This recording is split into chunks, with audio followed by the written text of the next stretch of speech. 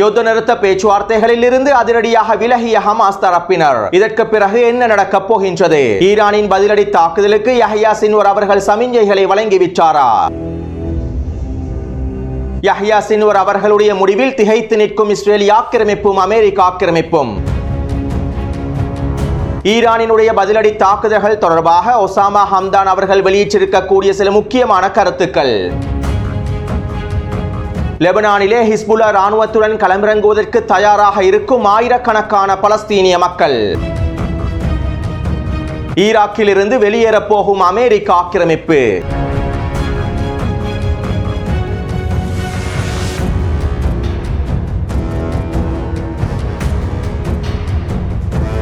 நேற்றிரவு கிழக்கு சிரியாவில் அமெரிக்க ஆக்கிரமிப்பு வான்வழி தாக்குதல்களை மேற்கொண்டுள்ளது. கிழக்கு சிரியாவினுடைய டேரெசோர் பிரதேசத்திலே பயணித்துக் கொண்டிருந்த ஒரு வாகனம் ஒன்றினை இலக்கு வைத்து இந்த வான்வழி தாக்குதல்களை மேற்கொண்டுள்ளது. இந்த வான்வழி தாக்குதலினால் குறித்த பிரதேசத்தில் 6 பேர் இனப்படுகொலை செய்யப்பட்டுள்ளார்கள். இதைத் தொடர்ந்து குறித்த பிரதேசத்தில் இருக்கக்கூடிய எதிர்ப்பு படைகள் அமெரிக்க ஆக்கிரமிப்புக்கு எதிரான தாக்குதல்களையும் மேற்கொண்டுள்ளார்கள். அதே போன்று ஈராக்கிய ராணுவ கூட்டமைப்பினரும் ஈராக்கில் இருக்கக்கூடிய அமெரிக்க ராணுவ தளங்கள் மீதான தாக்குதல்களை தொடர்ச்சியாக மேற்கொண்டு வருகின்றார்கள். இப்படியான நிலைமையில் தான் நேற்றிரவு அதிரடியான செய்தி ஒன்றும் வெளியாகி இருந்தது. தஸ்னீம் ஊடகத்தினால் வெளியிடப்பட்ட செய்தி அறிக்கைகளுக்கு அமைவாக அடுத்த மாதம் ஈராக்கிய வெளியுறவுத்துறை அமைச்சர் வாஷிங்டனுக்கு விஜயம் செய்ய போகின்றார். மேலும் அமெரிக்க தலைமைகளுடன் கலந்துரையாடல்களை மேற்கொண்டு மிக முக்கியமான முடிவொன்றையும் அறிவிக்கப் போகின்றார். இந்த முடிவை அறிவிப்பதற்காகவே அமெரிக்க தரப்பினரும் அடுத்த மாதம் ஈராக்கினுடைய வெளியுறவுத்துறை அமைச்சரை அமெரிக்காவுக்கு அழைத்துள்ளார்கள். அதாவது இந்த வருட செப்டம்பர் மாதத்திலிருந்து அடுத்த வருட செப்டம்பர் மாதத்திற்குள் ஈராக்கிலே இருக்கக்கூடிய ஒட்டுமொத்த அமெரிக்க படைகளும் மற்றும் சர்வதேச கூட்டணி படைகளும் முழுமையாக வெளியேறி விடுவார்கள் என்கின்ற செய்தியை ஈராக்கிய தரப்பினரும் அமெரிக்க தரப்பினரும் உத்தியோகபூர்வமாக அடுத்த மாதம் அறிவிக்கப் போகின்றார்கள். மேலும் ஈராக்கில் இருந்து அமெரிக்கா முழுமையாக வெளியேறுவதற்கான வேலை திட்டங்களையும் ஆரம்பித்து விட்டது என்றும் அமெரிக்க நிர்வாக தரப்பினர் குறிப்பிட்டிருப்பதாக தஸ்னீம் ஊடகமானது செய்திகளை வெளியிட்டுள்ளது. அதே போன்று ஈராக்கினுடைய வெளியுறவுத்துறை அமைச்சர் அடுத்த மாதம் அமெரிக்காவுக்கு பயணித்து கலந்துரையாடல்களை மேற்கொண்டு ஈராக்கில் இருந்து அமெரிக்க ராணுவம் முழுமையாக வெளியேறுவது தொடர்பான உத்தியோகபூர்வமான அறிக்கைகளை வெளியிடுவார்கள் என்றும் ஈராக்கினுடைய அரச ஊடகங்களும் செய்திகளை வெளியிட்டுள்ளன.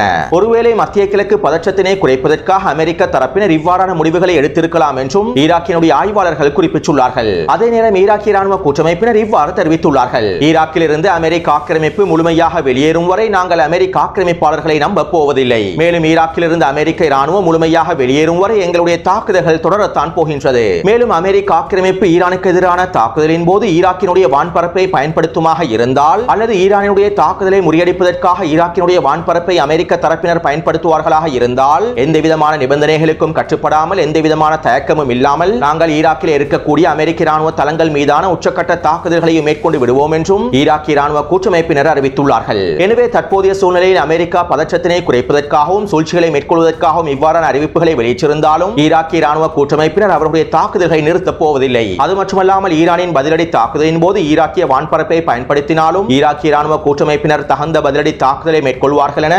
உத்தியோகபூர்வமாக அறிவித்துவிட்டார்கள். அடுத்து ஹிஸ்புல்லா ராணுவத்தினர் ஆக்கிரமிக்கப்பட்ட வடக்கு பிரதேசத்தை இலக்கு வைத்து தொடர்ச்சியான தாக்குதல்களை மேற்கொண்டு வருகின்றார்கள். நேற்றைய தினம் ஹிஸ்புல்லா ராணுவத்தினர் மொத்தமாக 9 தாக்குதல்களை மேற்கொண்டிருந்தார்கள். மேலும் நேற்றிரவு அதிரடியாக ஆக்கிரமிக்கப்பட்ட வடக்கு பிரதேசத்தில் இருக்கக்கூடிய நிலத்திருடர்களின் குடியிருப்பு பகுதிகளை இலக்கு வைத்தும் அதிரடியான ஏவுகணை தாக்குதல்களை மேற்கொண்டிருந்தார்கள். அதே போன்று நேற்றிரவு 3ற்கும் அதிகமான இராணுவ தளங்களை இலக்கு வைத்தும் அதிரடியான ஏவுகணை தாக்குதல்களை மேற்கொண்டிருந்தார்கள். மேலும் நேற்றைய தினம் ஹிஸ்புல்லா ராணுவத்தினர் மேற்கொண்ட தாக்குதலில் 10ற்கும் அதிகமான இஸ்ரேலிய ஆக்கிரமிப்பு சிப்பாய்கள் கொல்லப்பட்டும் படுகாயமும் அடைந்துள்ளார்கள். ஆனால் 2 இஸ்ரேலிய ஆக்கிரமிப்பு சிப்பாய்கள் கொல்லப்பட்டிருப்பதாகவும் 3 பேர் படுகாயமடைந்திருப்பதாகவுமே இஸ்ரேலிய ஆக்கிரமிப்பு ஊடகங்கள் குறிப்பிட்டுள்ளன. தற்போதைய சூழ்நிலையில் இஸ்ரேலிய ஆக்கிரமிப்பு இனப்படுகொலை ராணுவம் அவர்களுடைய எல்லா இழப்புகளையும் முழுமையாக தணிக்கை செய்து வருகின்றார்கள். அத்தோடு ஹிஸ்புல்லா ராணுவத்தினுடைய விரிவாக்க தாக்குதல் தொடர்பாக இஸ்ரேலிய ஆக்கிரமிப்பின் வல்லா ஊடகம் இவ்வாறு செய்திகளை வெளியிட்டுள்ளது. இஸ்ரேலிய ஆக்கிரமிப்பின் வடக்கு கட்டளை அதிகாரி ஒருவரை மேற்கோள் காட்டிய இந்த ஊடகமானது இவ்வாறு தெரிவித்துள்ளது. பொது கருத்துகளுக்கு மாறாக ஹிஸ்புல்லா ராணுவத்தின் ரத்வான் படையானது இஸ்ரேலிய எல்லையில் ஒருங்கிணைந்த தாக்குதல்களை நடத்துவதற்கான எல்லா விதமான திறன்களையும் கொண்டுள்ளது.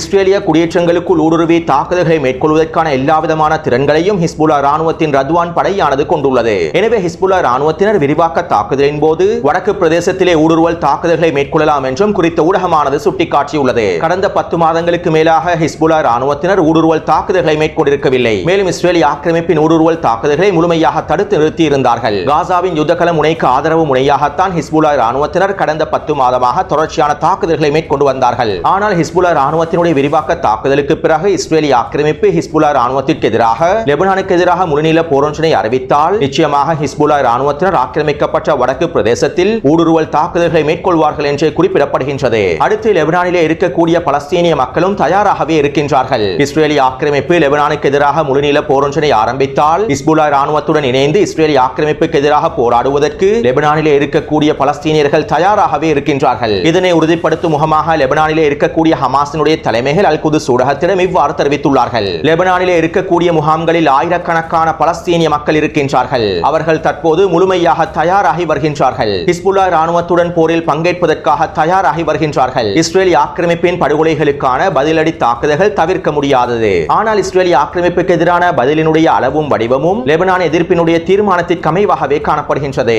எனவே லெபனானில் இருக்கக்கூடிய ஹமாஸ் இந்த போருக்கு முழுமையாக தயாராக இருக்கின்றது. மேலும் ஹமாஸ், ஹிஸ்புல்லா மற்றும் ஏனைய எதிர்ப்பு முனைகளுக்கிடையே மிகப்பெரிய ஒருங்கிணைப்பு காணப்படுகின்றது என்பதனையும் உறுதி செய்வதாக லெபனானினுடைய தலைமைகள் குறிப்பிட்டுள்ளார்கள். எனவே லெபனானில் இருக்கக்கூடிய பலஸ்தீனிய மக்கள் தயாராக இருக்கின்றார்கள். லெபனானில் இருக்கக்கூடிய பலஸ்தீனிய போராளிகள் தயாராக இருக்கின்றார்கள். லெபனானில் மாத்திரம் கிட்டத்தட்ட 10,000க்கும் அதிகமான பலஸ்தீனிய போராளிகள் இருக்கலாம் என்று தெரிவிக்கப்படுகின்றது. எனவே இஸ்ரேலிய ஆக்கிரமிப்பு முழுநீள போரொன்றினை ஆரம்பிக்கும் சந்தர்ப்பத்தில் லெபனானில் இருக்கக்கூடிய பலஸ்தீனிய போராளிகளும் ஹிஸ்புல்லா ராணுவத்துடன் முழுமையாக இணைந்து அடுத்த கட்ட தாக்குதல்களையும் ஆரம்பிப்பார்கள் என்று தெரிவிக்கப்படுகின்றது.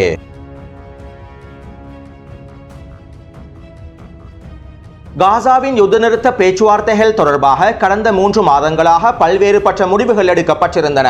ஹமாஸ் தரப்பினரும் பல்வேறுபட்ட சந்தர்ப்பங்களில் நெகிழ்வுத்தன்மையினை காண்பித்திருந்தார்கள். மத்தியஸ்தர்களுடனான பேச்சுவார்த்தையின் போது நெகிழ்வுத்தன்மையை காண்பித்து ஒரு யுத்த நிறுத்த பேச்சுவார்த்தையை மேற்கொள்வதற்காக எல்லா விதமான முயற்சிகளையும் மேற்கொண்டிருந்தார்கள். மேலும் ஆரம்பத்திலே நெட்டன்யாஹூ மத்தியஸ்தர்களின் கோரிக்கைகளுக்கு இணக்கப்பாடுகளையும் தெரிவித்திருந்தார். ஹமாஸ் தரப்பினர் யுத்த நிறுத்த பேச்சுவார்த்தைகளுக்கு சம்மதிக்க மாட்டார்கள் என்று எண்ணியே நெட்டன்யாஹூ இந்த இணக்கப்பாடுகளை தெரிவித்திருந்தார். ஹமாஸ் தரப்பினர் தந்திரமாக நகர்த்தி யுத்த நிறுத்த பேச்சுவார்த்தைகளுக்கும் இணக்கம் தெரிவித்திருந்தார்கள். ஆனால் இவற்றினை நெட்டன்யாஹூ ஏற்றுக்கொள்ளாமல் ரஃபா மீதான தரைவழி தாக்குதல்களை ஆரம்பித்தார். ரஃபாவில் இருக்கக்கூடிய பலஸ்தீனிய மக்கள் மீதான இனப்படுகொலை தாக்குதல்களை ஆரம்பித்தார். இதற்கு பிறகு காசாவிலே யுத்த நிறுத்தத்தினை ஏற்படுத்துவதற்காக ஜோ பைடன் ஒரு முன்மொழிவு ஒன்றினை முன்வைத்தார். மேலும் ஜோ பைடன் முன்வைத்த முன்மொழிவினை ஐநாவின் பாதுகாப்பு சபையிலும் சமர்ப்பித்து தீர்மானம் நிறைவேற்றப்பட்டது. இந்த சந்தர்ப்பத்திலே ஹமாஸ் தரப்பினர் ஐநாவின் பாதுகாப்பு சபை தீர்மானத்தை வரவேற்றிருந்தார்கள். மேலும் ஹமாஸ் தரப்பினர் சில சொற்றொடர்களை பயன்படுத்தி தந்திரமாக காய்களை நகர்த்தி குறித்த ஒப்பந்தத்தை நிறைவேற்றுவதற்கான நெகிழ்வு தன்மையையும் காண்பித்திருந்தார்கள். ஆனால் நெட்டன்யாஹூ மீண்டும் இவற்றினை முழுமையாக மறுத்துவிட்டார். வேண்டுமென்றே ஒப்பந்தத்தினை இழுத்தடிப்பு செய்தார். இதற்கமைவாகத்தான் ஹமாஸினுடைய அரசியல் தலைவர் இஸ்மாயில் ஹனியா அவர்களையும் ஈரானிலே படுகொலை செய்தார். இவ்வாறு இஸ்மாயில் ஹனியா அவர்கள் படுகொலை செய்யப்பட்டதற்கு பிறகு ஹமாஸ் மிகப்பெரிய இழப்பை சந்தித்து விட்டது என நெட்டன்யாஹூ எண்ணிக்கொண்டிருக்கும் சந்தர்ப்பத்தில் தான் ஹமாஸினுடைய புதிய தலைவராக யஹ்யா சின்வார் அவர்கள் தெரிவு செய்யப்பட்டார். அக்டோபர் 7ஆம் தேதி தாக்குதல் இஸ்ரேலிய ஆக்கிரமிப்புக்கு இராணுவ ரீதியிலான மிகப்பெரிய பேர் அதிர்ச்சியையும் மிகப்பெரிய இழப்புகளையும் ஏற்படுத்தி இருந்தது. அதே போன்று கடந்த ஆகஸ்ட் 7ஆம் தேதி ஹமாஸினுடைய புதிய தலைவராக யஹ்யா சின்வார் அவர்கள் தெரிவு செய்யப்பட்டது இஸ்ரேலிய ஆக்கிரமிப்புக்கு அரசியல் ரீதியாக பேரதிர்ச்சியை ஏற்படுத்தி இருக்கக்கூடிய மிகப்பெரிய பேரழிவை ஏற்படுத்தி இருக்கக்கூடிய ஒரு சம்பவமாகும். இஸ்ரேலிய ஆக்கிரமிப்பும் அமெரிக்க ஆக்கிரமிப்பும் எதிர்பார்த்திராத முடிவினை ஹமாஸ் தரப்பினர் எடுத்திருந்தார்கள். அதே நேரம் இஸ்மாயில் ஹனியா அவர்கள் ஈரானின் மண்ணில் படுகொலை செய்யப்பட்டதற்காக ஈரானிய தரப்பினர் இஸ்ரேலிய ஆக்கிரமிப்புக்கு எதிரான தாக்குதல்களை மேற்கொள்வதற்கும் தயாரானார்கள். இஸ்ரேலிய ஆக்கிரமிப்பு ஈரானின் இறையாண்மையை மீறியதற்காக ஈரானிய தரப்பினர் தகுந்த பதிலடிகளை வழங்குவதற்கு தயாரானார்கள். இப்படியான நிலைமையில் தான் அமெரிக்க ஆக்கிரமிப்பு மீண்டும் யுத்த நிறுத்த பேச்சுவார்த்தைகளை விரைவாக ஆரம்பித்தது. இதற்கமைவாக கத்தார் மற்றும் எகிப்துக்கு அழுத்தங்களை வழங்கி அமெரிக்காவின் தலைமையில் மிகப்பெரிய உச்சக்கட்ட பேச்சுவார்த்தைகளை வருகின்ற 15ஆம் தேதி நடத்துவதற்கு அமெரிக்க தரப்பினர் தயாரானார்கள். இஸ்ரேலிய ஆக்கிரமிப்பு தலைமைகளையும் ஹமாஸினுடைய தலைமைகளையும் ஒரே மேசையில் வரவழைத்து ஒரு மிக முக்கியமான பேச்சுவார்த்தையை மேற்கொண்டு யுத்த நிறுத்தத்தினை ஏற்படுத்துவதற்கான முயற்சிகளை மேற்கொள்ளப் போவதாக அமெரிக்க ஆக்கிரமிப்பு தலைமைகள் அறிவித்தார்கள்.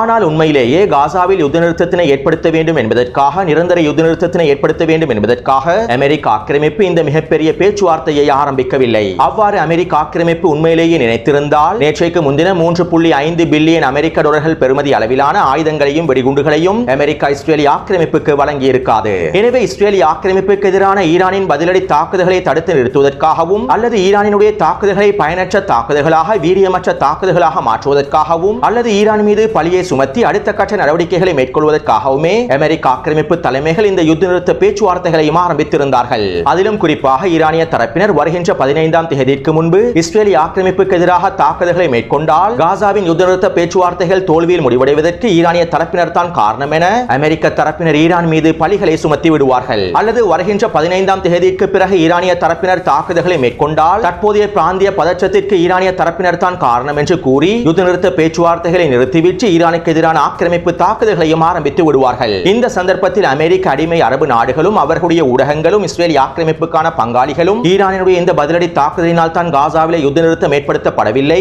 இதற்கு பிறகு பலஸ்தீனிய மக்கள் இனப்படுகொலை செய்யப்படுவதற்கு ஈரான் தான் மிக முக்கியமான காரணம் என்றும் போலி பிரச்சாரங்களையும் ஆரம்பித்து விடுவார்கள். மேலும் இதற்கு ஒருபடி மேலே சென்று சியா சுன்னி பிரச்சனையையும் தூண்டிவிடுவார்கள். சர்வதேச முஸ்லிம் சமூகத்திற்கு மத்தியில் பிளவுகளை ஏற்படுத்தும் வகையில் அமெரிக்க அடிமை ஊடகங்களும் மத்திய கிழக்கு பங்காளிகளும் அவர்களுடைய இடைத்தரகர்களும் எல்லா விதமான வேலை திட்டங்களையும் முன்னெடுப்பார்கள். இதன் மூலமாக பலஸ்தீனிய எதிர்ப்புக்கான ஈரானுடைய ஆதரவை முழுமையாக நிறுத்துவதற்கான வேலை திட்டங்களையும் மேற்கொள்வார்கள். எனவே இவ்வாறானதொரு மிகப்பெரிய திட்டத்தினை மையமாக வைத்துதான் அமெரிக்க ஆக்கிரமிப்பு வருகின்ற 15ஆம் தேதி யுத்த நிறுத்த பேச்சுவார்த்தைகளையும் ஆரம்பித்திருந்தது. மேலும் ஒரே மேசையில் இஸ்ரேலிய ஆக்கிரமிப்பையும் ஹமாஸ் தரப்பினரையும் வைத்து மிக முக்கியமான பேச்சுவார்த்தைகளை மேற்கொள்ள போவதாகவும் கூறியிருந்தது. ஆனால் இங்கு இருக்கக்கூடிய மிக முக்கியமான விடயம் என்னவென்றால் ஹமாஸினுடைய புதிய தலைவர் யஹ்யா சின்வர் அவர்கள் என்பதனை அமெரிக்க ஆக்கிரமிப்பும் இஸ்ரேலிய ஆக்கிரமிப்பும் மறந்துவிட்டது. தற்போது காசாவின் யுத்த களத்தில் இருக்கக்கூடிய யஹ்யா சின்வர் அவர்கள் தான் ஹமாஸினுடைய உச்ச தலைவராக இருக்கின்றார் என்கின்ற விடயத்தினை அமெரிக்க ஆக்கிரமிப்பும் இஸ்ரேலிய ஆக்கிரமிப்பும் மறந்துவிட்டது. எனவே அமெரிக்காவின் இந்த சூழ்ச்சிகளுக்கு தரமான பதிலடி ஒன்றினை வழங்கும் முகமாக நேற்றிரவு ஹமாஸ் தரப்பினர் அதிரடியான அறிவித்தல் ஒன்றை வெளியிட்டிருந்தார்கள். வருகின்ற 15ஆம் தேதி அமெரிக்காவின் தலைமையிலே நடைபெறப் போகின்ற இந்த யுத்த நிறுத்த பேச்சுவார்த்தைகளில் இருந்து நாங்கள் முழுமையாக விலகிக் கொள்கின்றோம் என ஹமாஸ் தரப்பினர் அறிவித்திருந்தார்கள். யஹ்யா சின்வர் அவர்களுடைய முடிவுகளுக்கு அமைவாகவே ஹமாஸ் தரப்பினர் இந்த அதிரடியான உத்தரவை வெளியிட்டுள்ளார்கள். யஹ்யா சின்வர் அவர்களுடைய இந்த அதிரடியான முடிவை தொடர்ந்து இஸ்ரேலிய ஆக்கிரமிப்பும் அமெரிக்க ஆக்கிரமிப்பும் திகைத்து போயிருந்தன. அமெரிக்க ஆக்கிரமிப்பின் எல்லா விதமான சூழ்ச்சிகளும் திட்டங்களும் காற்றிலே பறக்க விடப்பட்டிருந்தன. மேலும் ஹமாஸ் தரப்பினர் உத்தியோகபூர்வமாக ஒரு அறிக்கை ஒன்றினையும் வெளியிட்டிருந்தார்கள். நாங்கள் ஆரம்பத்திலிருந்து மத்தியஸ்தர்களுடன் முறையான பேச்சுவார்த்தைகளை மேற்கொண்டிருந்தோம். எல்லா விதமான நெகிழ்வு தன்மைகளையும் காண்பித்து மத்தியஸ்தர்களுடன் சிறந்த முறையில் பேச்சுவார்த்தைகளை மேற்கொண்டிருந்தோம். காசாவிலே நிரந்தர யுத்த நிறுத்தத்தினை ஏற்படுத்துவதற்கும் பணைய கைதிகளுடைய பரிமாற்றத்தினை மேற்கொள்வதற்கும் பல சுற்று பேச்சுவார்த்தைகளை வெற்றிகரமாக மேற்கொண்டிருந்தோம். எங்களுடைய பலஸ்தீனிய மக்களின் நலனுக்காகவும் இஸ்ரேலிய ஆக்கிரமிப்பின் இனப்படுகொலை தாக்குதல்களை தடுத்து நிறுத்துவதற்காகவும் எங்களுடைய மக்களின் இரத்தம் சிந்தப்படுவதை தடுப்பதற்காகவும் எல்லா விதமான நெகிழ்வு தன்மைகளையும் காண்பித்திருந்தோம். இதற்கமைவாக கடந்த மே மாதம் 6ஆம் தேதி மத்தியஸ்தர்களினால் முன்வைக்கப்பட்ட முன்மொழிவுக்கு ஒப்புதல் வழங்கியிருந்தோம். ஆனால் இதற்கு நெட்டன்யாஹு மறுப்பு தெரிவித்து விட்டார். இதைத் தொடர்ந்து ஜோ பைடன் முன்வைத்த முன்மொழிவுகளையும் ஐநாவின் பாதுகாப்பு சபையினால் மேற்கொள்ளப்பட்ட தீர்மானங்களையும் நாங்கள் வரவேற்றிருந்தோம். மேலும் இதன் அடுத்த கட்டமாக கடந்த ஜூலை 2ஆம் தேதி மத்தியஸ்தர்கள் இன்னும் ஒரு முன்மொழிவையும் முன்வைத்திருந்தார்கள். நாங்களும் மத்தியஸ்தர்களின் குறித்த முன்மொழிவை நெகிழ்வு தன்மையுடன் ஒப்புக்கொண்டிருந்தோம். ஆனால் அதற்கு பிறகு நெட்டன்யாஹு புதிய நிபந்தனைகளை விதித்திருந்தார். எனவே யுத்த நிறுத்த பேச்சுவார்த்தைகள் தோல்வி அடைவதற்கு மூல காரணமே நெட்டன்யாஹு தான். இதனால் வருகின்ற 15ஆம் தேதி நடைபெறப் போகின்ற பேச்சுவார்த்தைகளில் நாங்கள் கலந்து கொள்ளப் போவதில்லை. மேலும் இந்த பேச்சுவார்த்தைகளை நாங்கள் ஏற்றுக்கொள்ளப் போவதும் இல்லை. அதே நேரம் கடந்த ஜூலை மாதம் 2ஆம் தேதி மத்தியஸ்தர்களினால் முன்வைக்கப்பட்டிருக்கக்கூடிய ஒப்பந்தத்தினை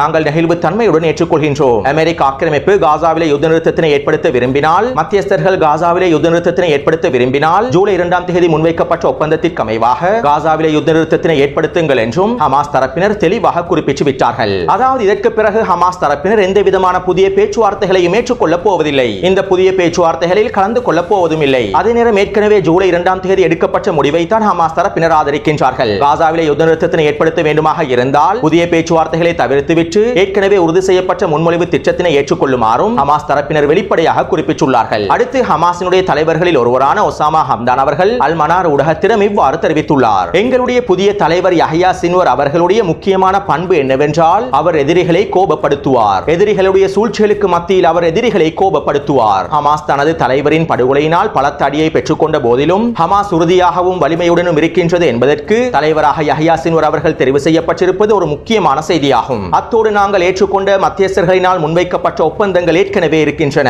அந்த ஒப்பந்தங்களை உடனடியாக செயற்படுத்துவதற்கு நாங்கள் தயாராக இருக்கின்றோம். மேலும் எதிரிக்கு கால அவகாசத்தை கொடுப்பதை இதற்கு பிறகும் நாங்கள் ஏற்கப் போவதில்லை. எதிரி நினைத்ததை போன்று காசாவிலே மோதல் முடிவுக்கு வராது. எங்களுக்கு சார்பாகவே பலஸ்தீனிய போராளிகளுக்கு சார்பாகவே இந்த மோதல் முடிவுக்கு வரும். மத்தியஸ்தர்கள் காசாவிலே இஸ்ரேலிய ஆக்கிரமிப்பை முடிவுக்கு கொண்டு வர விரும்பினால் அமெரிக்கா இஸ்ரேலிய ஆக்கிரமிப்புக்கு ஆதரவு அளிப்பதை நிறுத்த வேண்டும். இஸ்ரேலிய ஆக்கிரமிப்பு போர் நிறுத்தத்தில் இருந்து முழுமையாக தப்பிக்க விரும்புகின்றது. இதற்கு காரணம் ஜியோனிஸ் ஆக்கிரமிப்பு குறைபாடுள்ள மதிப்பீடுகளை கொண்டிருப்பதே. காசாவின் யுத்தகலம் தொடர்பாக ஜியோனிஸ் ஆக்கிரமிப்பு குறைபாடான மதிப்பீடுகளையே கொண்டுள்ளது. அவர்கள் பலஸ்தீனிய எதிர்ப்பை பலஸ்தீனிய போராளிகளை பலவீனப்படுத்துவதாக நம்புகின்றார்கள். ஆனால் யுத்த களத்தில் இஸ்ரேலிய ஆக்கிரமிப்பு மிகப்பெரிய இழப்புகளை சந்தித்து வருகின்றது. நெட்டன்யாஹு ஒவ்வொரு முறையும் வெற்றியை நோக்கி அடியெடுத்து வைப்பதாக நினைக்கும் போது அவர் இன்னும் ஆழமாக மூழ்கிக் கொண்டிருக்கின்றார். எதிர்ப்பு இனி அடிகளை மாத்திரம் பெறாது, சரியான கடுமையான பதில் அடிகளையும் வழங்கும். அதே போன்று ஈரானின் பதிலடி தாக்குதல்கள் எந்த நேரத்திலும் எதிர்ப்புடனான போராட்டத்தின் போக்கையே மாற்றிவிடும். பேச்சுவார்த்தைகளுக்கு முன்பு ஈரானிய தரப்பினர் தாக்குதல்களை மேற்கொண்டாலும் சரி, பேச்சுவார்த்தைகளுக்கு பிறகு ஈரானிய தரப்பினர் தாக்குதல்களை மேற்கொண்டாலும் சரி, இந்த தாக்குதல்கள் எதிர்ப்பினுடைய போராட்டத்தின் போக்கையே மாற்றிவிடும். ஆனால் ஈரானிய தரப்பினர் பேச்சுவார்த்தைகளுக்கு முன்பே இந்த பதிலடி தாக்குதல்களை மேற்கொள்வார்களாக இருந்தால் அது குறிப்பிடத்தக்க மிகப்பெரிய மாற்றத்தினை ஏற்படுத்தும் என்றும் ஒசாமா ஹம்தான் அவர்கள் தெரிவித்துள்ளார். எனவே ஹமாஸினுடைய தலைவர்களில் ஒருவரான ஒசாமா ஹம்தானுடைய கருத்துக்களில் இருந்து சில முக்கியமான விடயங்களை எங்களுக்கு தெளிவாக புரிந்து கொள்ளலாம். அடுத்து இவ்வாறு ஹமாஸ் தரப்பினர் வருகின்ற 15ஆம் தேதி பேச்சுவார்த்தைகளில் இருந்து முழுமையாக விலகிக் கொள்ளப் போவதாக அறிவித்ததை தொடர்ந்து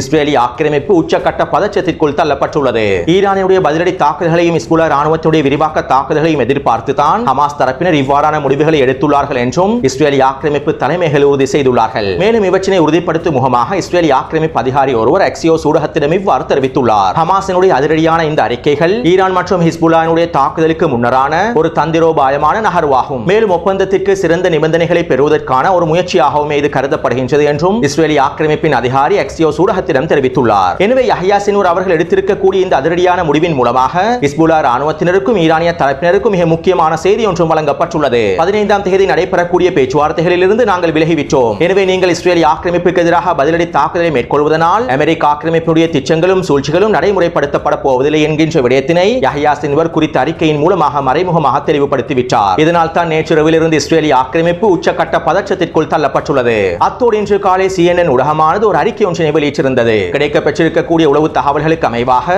இன்றிரவு ஹிஸ்புல்லாஹ் ராணுவத்தினர் விரிவாக்க தாக்குதல்களை மேற்கொண்டு ஓரிரு மணித்தியாலங்களுக்குள் ஈரானிய தரப்பினர் தாக்குதல்களை மேற்கொள்வார்கள் என CNN ஊடகமானது செய்திகளை வெளியிட்டிருந்தது. ஆனால் உண்மையிலேயே இன்றிரவு தான் இஸ்ரேலிய ஆக்கிரமிப்புக்கு எதிராக ஈரானிய தரப்பினரும் ஹிஸ்புல்லாஹ் ராணுவத்தினரும் விரிவாக்க தாக்குதலை மேற்கொள்வார்களா என்பது அமெரிக்க ஆக்கிரமிப்பு அதிகாரிகளினாலும் இஸ்ரேலிய ஆக்கிரமிப்பு அதிகாரிகளினாலும் உறுதி செய்யப்படவில்லை. எனவே நாம் பொறுத்திருந்து பார்ப்போம். தொடர்ந்தும் என்னுடன் இணைந்திருங்கள். நன்றி, வணக்கம்.